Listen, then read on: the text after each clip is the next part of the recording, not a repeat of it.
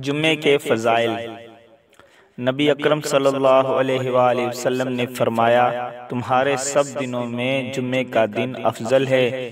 اسی دن سور پھونکا جائے گا۔ اس روز کثرت سے مجھ پر درود شریف پڑھا کرو کہ وہ اسی دن میرے سامنے پیش کیا جاتا ہے۔ صحابہ رضی اللہ تعالی عنہم اجمعین نے عرض کیا، یا رسول اللہ صلی اللہ علیہ وآلہ وسلم، آپ پر کیسے پیش کیا جاتا ہے؟ حالانکہ وفات کے بعد آپ کی ہڈیاں بھی نہ ہوں گی۔ آپ صلی اللہ علیہ وآلہ وسلم نے فرمایا کہ اللہ تعالیٰ نے انبیاء علیہ السلام کا بدن زمین پر ہمیشہ کے لیے حرام کر دیا ہے۔ ابو داؤد شریف۔